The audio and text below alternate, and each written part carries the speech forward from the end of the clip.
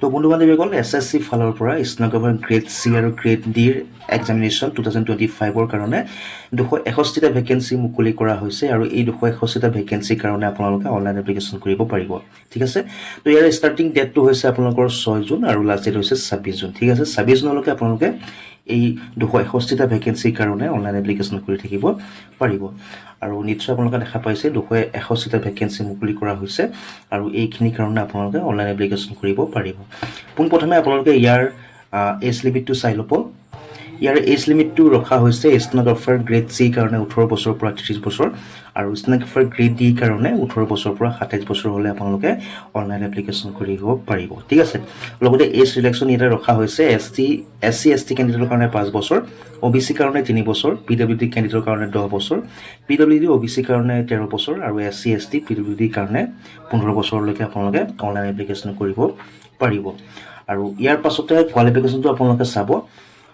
তলফালে scroll down কৰি যাব ইয়াতে কোৱালিফিকেশ্যনটো ৰখা হৈছে candidate must have pass 12 standard or equivalent examination ঠিক আছে অৰ্থাৎ 12 পাছ কৰিলে এই ভেকেঞ্চিখিনিৰ কাৰণে আপোনালোকে অনলাইন এপ্লিকেশ্যন কৰিব পাৰিব ঠিক আছে আৰু ইয়াৰ এক্সামিনেশ্যনটো আমাৰ অসমতে হ'ব আপোনালোকে জানে আৰু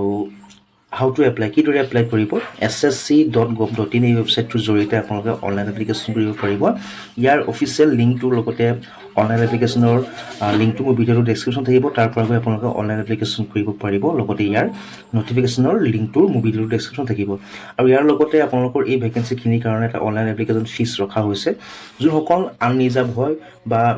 তেওঁলোক জেনেৰেল কেণ্ডিডেট হয় তেওঁলোকৰ কাৰণে 100 টকা পে'মেণ্ট কৰিব লাগিব আৰু যোনসকল OBC বা SC ST কেণ্ডিডেট হয় বা PWD কেণ্ডিডেট হয় তেওঁলোকৰ কাৰণে কোনো ধৰণৰ ইয়াতে এপ্লিকেশ্যন ফিজ ৰখা হোৱা নাই ঠিক আছে তো আপোনালোকে এই এপ্লিকেশ্যন ফিজটো আপোনালোকে অনলাইন যোগে বা ভীম UPI নেট বেংকিং বা আপোনালোকৰ ভিছা মাষ্টাৰ কাৰ্ড ঠিক আছে যিকোনো মাধ্যমেৰে আপোনালোকে এই অনলাইন এপ্লিকেশ্যন ফিজটো দিব পাৰিব ঠিক আছে তো ষ্টাৰ্টিং ডেটটো আপোনালোক ক'লোৱে মই ইতিমধ্যে আৰু লাষ্ট ডেটটো ক'লো 26 জুনলৈকে আপোনালোকে অনলাইন এপ্লিকেশ্যন কৰি থাকিব পাৰিব আৰু ইয়াৰ চেণ্টাৰবোৰ আমাৰ অসমতে পৰিব ডিব্ৰুগড় তেজপুৰ বা অৰুণাচল প্ৰদেশ ঠিক আছে ইয়াতে পৰিব আৰু ইয়াৰ যোনটো আপোনালোকৰ চিলেবাছ হ'ব জেনেৰেল ইণ্টেলিজেঞ্চ ৰিজনিং থাকিব জেনেৰেল এৱাৰনেছ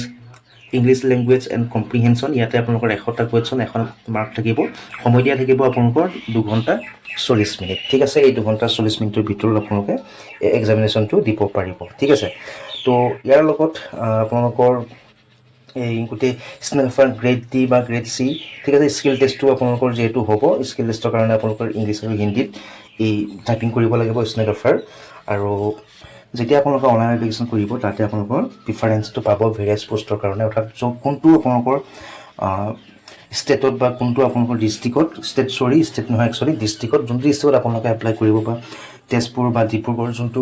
আপোনালোকে চেণ্টাৰত এক্সামিনেশ্যন দিম বুলি ভাবিব তাতে আপোনালোকে সিলেক্ট কৰোঁতে ভালদৰে আপোনালোকে সিলেক্ট কৰি দিব কাৰণ এবাৰ যদি আপোনালোকে কাৰেকশ্যন কৰি দিয়ে কাৰেকশ্যন একচুৱেলি ছাবমিট যেতিয়া কৰি দিব তেতিয়া কিন্তু আপোনালোকে ৰিকাৰেকশ্যনৰ সুবিধাটো নাপাব গতিকে ঠিক আছে গতিকে ছাবমিট কৰোঁতে আপোনালোকে ভালদৰে ফৰ্মখন চাই ল'ব যাতে কোনো ধৰণৰ ভুল নাথাকে আৰু যদি ভুল থাকে আপোনালোকে কিন্তু নেক্সট টাইম পইচা পে'মেণ্ট কৰিহে আপোনালোকে কিন্তু ৰিকাৰেকশ্যন কৰিব পাৰিব ঠিক আছে গতিকে এইখিনি তথ্যই দিব লগা আছিলে যদি ভিডিঅ' ভাল লাগিল লাইক এটা কৰিব লগৰ বন্ধু বান্ধৱীকেইজনলৈ শ্বেয়াৰ কৰিব ধন্যবাদ